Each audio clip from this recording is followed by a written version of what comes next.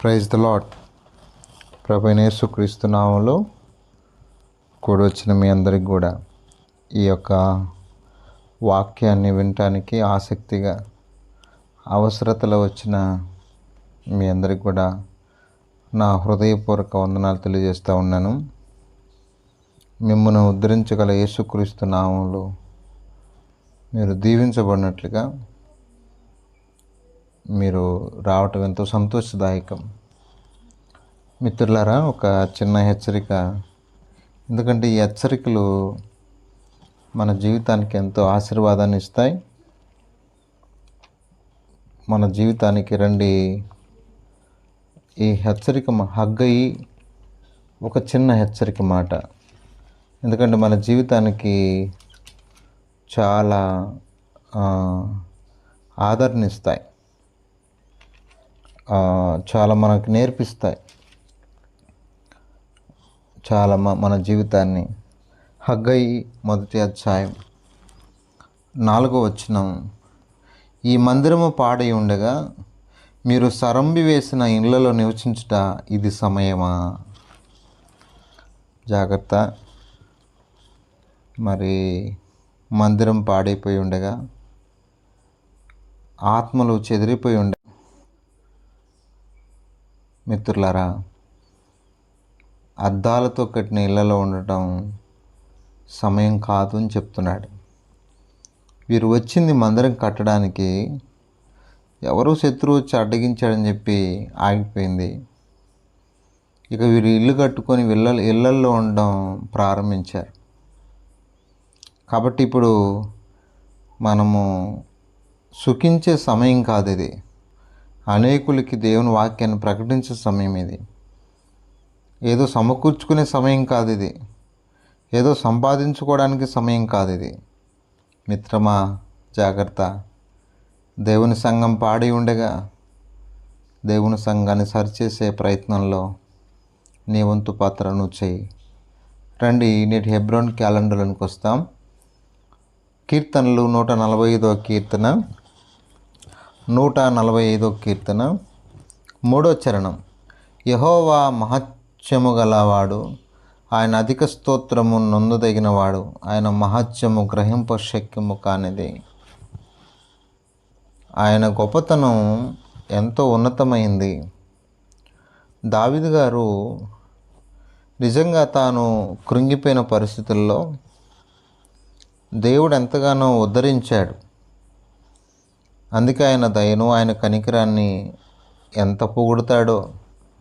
అందుకే ఆయన్ను స్తుతించడం, ఆయన రాజు అని, రాజువైన నా దేవా నిన్ను ఘనపరచుదనని, నీ నామం నిత్యము సన్నుతించదని చెప్తాడు. ఎందుకంటే దేవుడు ఆయన ఘనపరచబడ్డానికి తగినవాడు. ఎందుకంటే తన ప్రజలు మొరపెట్టగా, తనకు నిజముగా మొరపెట్టు వారికి ఆయన సమీపంగా ఉన్నాడు. ఆయన తన యందు భయభక్తుల వారి కోరిక నెరవేరుస్తాడు. అందుకే మరి దావీదు గారి జీవితంలో కాబట్టి ఆయన భయభక్తులు కలిగి ఉన్నాడు కనుక ఆ కోరికలు కూడా కొన్ని నెరవేర్చాడు దేవుడు. మిత్రులారు గమనించాలి, దేవుడు అందరికీ ఉపకారి అని ఎలాంటి వారికైనా తన తన తన సన్నిధికి రాగలిగితే, 145వ కీర్తన 9వ వచనం చూస్తే, చరణం చూస్తే, యెహోవా అందరికీ ఉపకారి, ఆయన కనికరము ఆయన సమస్త కార్యం మీద ఉన్నది. కాబట్టి మిత్రులారా, దేవుడు ఉపకారి అని, కనికరం గలవాడని ఇక ఎన్నో కీర్తనలు మనం చూస్తూ వస్తాం. దేవుడు దీర్ఘశాంతుడని, కనికరం కలిగిన వాడని, కృపా బాహుల్యం కలిగిన వాడని, ఆయన బాహుబలం ఎంతో గొప్పదని మనం చూస్తూ వస్తాం. కాబట్టి దేవుడు మహాత్యం కలిగిన వాడు, గ్రేట్నెస్ అంటే గొప్ప కార్యాలు చేయగలవాడు. ఆయన చేయలేనంటూ కార్యములు ఏమీ లేవు. ఏంటో చెప్పానా? 14వ చరణం చూడండి. యెహోవా పడిపో వారందరినీ ఉద్ధరించువాడు, కృంగిపోయిన వారందరినీ లేవనెత్తువాడు. వింటున్నారా మిత్రులారా? ఉద్ధరించడం అంటే హీబ్రూ భాషలో 2 అర్థాలు వచ్చే ఒక పదం ఉంది. ప్రియమైన వాళ్ళరా, ఏంటి ఆ అర్థాలంటే, నిజంగా దేవుడు మనకు ఆసరాగా ఉన్నాడని, మన పోషకుడు అని అర్థం. పోషకుడు ఆయన, మన ఆసరా ఆయనే. మన ఆసరా ఆయన అయినప్పుడు, మన పోషణ ఆయన అయినప్పుడు ఆయన స్తుతించకుండా ఎలా ఉండగలం? దావీదు గారు అరణ్యంలో ఉన్నప్పుడు నిజంగా నాబాల్ లాంటి వారు తిడుతున్నప్పుడు, నాబాల్ లాంటి వారు సహాయం చేయనప్పుడు మరి దేవుడు ఆయనకు సహాయాన్ని పంపలేదా? కాబట్టి ఎన్నో సమస్యల్లో అరణ్యంలో తిరుగుతులాడుతున్న పరిస్థితుల్లో దేవుడు తనను ఆయన కొరకు కనిపెట్టుకున్నప్పుడు తనకేమి ఆహార విషయంలో కానీ అన్ని విషయాల్లో తనతో పాటు 600 మంది ఉన్నారు. వారందరి పోషణ, సంరక్షణ ఎలా? దేవుడు వారిని కనికరించినాడు. ఆయనకు తెలుసు, బాగా తెలుసు. దేవుడు ఉపకారి అని బాగా తెలుసు. నాబాల్ లాంటి వారు ఉపకారి కాదు. మిత్రులారా, పడిపోయిన వారిని ఉద్ధరించేవాడని, కృంగిపోయిన సమయాల్లో లేవని ఎన్నోసార్లు దావీదు గారు కృంగిపోయారు. నిజంగా దేవుని వైపు చూసినప్పుడు సర్వజీవుల కన్నులు ఈ వైపు చూస్తున్నవి, తగిన కాలమందును వారికి ఆహారము ఇచ్చుదు. ఇప్పుడే ఒక చెల్లి నాతో మాట్లాడింది. మిత్రులారా, ఒక సేవకురాలు, నిజం చెప్తున్నాను, నిజంగా దేవుని కొరకు నువ్వు పనిచేస్తే, నువ్వు ఆయన వైపు చూస్తూ ఉంటే, నిజంగా చెప్తున్నాను, నిన్ను దేవుడు పోషిస్తాడు. ఒక చెల్లి నాతో అంది, అన్నయ్య మరి నేను కొంత అమౌంట్ నా దగ్గర ఉన్నది, ప్రేరేపణిస్తున్నాడు దేవుడు, మరి పంపించాలని, ఒక అక్కయ్యకి పంపించాలని నేను పంపించాను.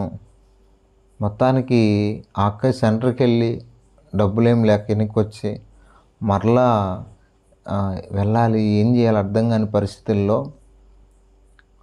నేను ఈ ధనాన్ని పంపించాను. ఆమె ఆశ్చర్యపోయింది, సేవకురాలు. అంటే ఎందుకు చెప్తానంటే మిత్రులారా, కొన్నిసార్లు దేవుని వైపు మనం చూస్తూ ఉన్నప్పుడు మన పోషకుడు దేవుడే. నేను చాలా సంతోషించాను. ఈ దరిద్రాలని నేను ఒక సేవకురాలను పోషించడం ఎంత భాగ్యం. నిజంగా మిత్రులారా, నిజమే కదా. నిజంగా ఆయన ప్రజలను పోషించడం, ఆయన సేవకులను పోషించడం ఎంత గొప్ప విషయం తెలుసా? ఎప్పుడైనా ఇలాంటి పనులు చేశారా? ఎప్పుడు మనం తినడమే, మనం త్రాగడమే, మనం సుఖించడమే, కానీ ఎప్పుడైనా ఇలాంటివి చేశామా? మరి నువ్వే ఆయన తరపున ప్రతినిధి అయితే, ఆయన సేవకులను పోషించే ప్రతినిధి నువ్వు అయితే ఎంత బాగుంటుంది చూడు. నీ ద్వారానే దేవుడు పంపించాలనుకుంటున్నాడేమో. కాకి ద్వారా ఏలియా పంపించాడు, మరి నువ్వే ఆ కాకి అవుతున్నావేమో చూడు. కాబట్టి సమయంలో గుర్తు చేసుకోండి, ఆయన మహత్యమును వర్ణించకుండా ఎందుకంటే ఆయన అధిక స్తోత్రం నొందదగినవాడు.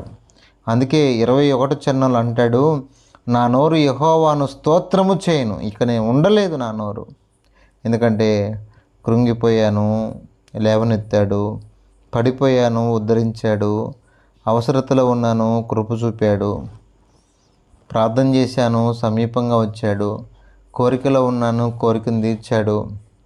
ఎన్ని చెప్పగలం?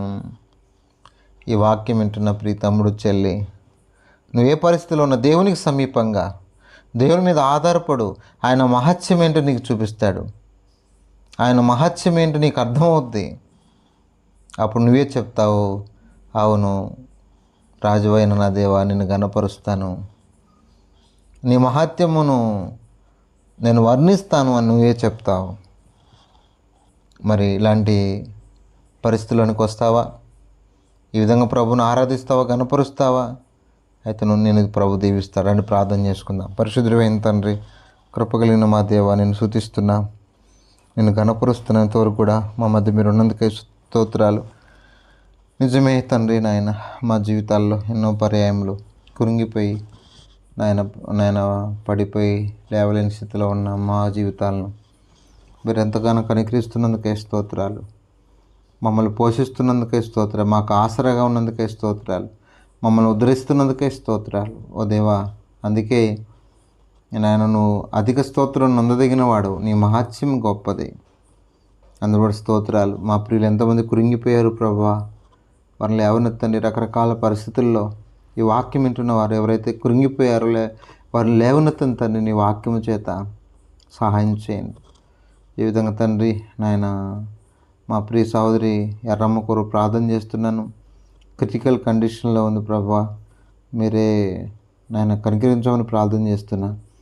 ఈ విధంగా సమయం పెట్టనైతేనేమి, చెల్లి శారవి అయితేనేమి, సంగీత కుటుంబం అయితేనేమి, ఈ విధంగా ప్రార్థన అవస్థలు కోరుతున్న మా ప్రియ తమ్ముళ్ళు పాల్ మార్మోన్స్ కొరకు అయితేనేమి, అందరి కొరకు ప్రార్థన చేస్తూ ఉన్నాం.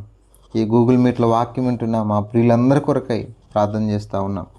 అందరిని ఆదరించండి. ఆయా పరిస్థితుల్లో ఆయన నా ప్రభు ఉన్నటువంటి మా ప్రియులందరి కొరకై ఆయన కొంతమంది ఎగ్జామ్స్ రాస్తున్నారు, కొంతమంది వివాహాల కొరకు ఎదురు చూస్తున్నారు, కొంతమంది గర్భఫలం కొరకు ఎదురు చూస్తున్నారు.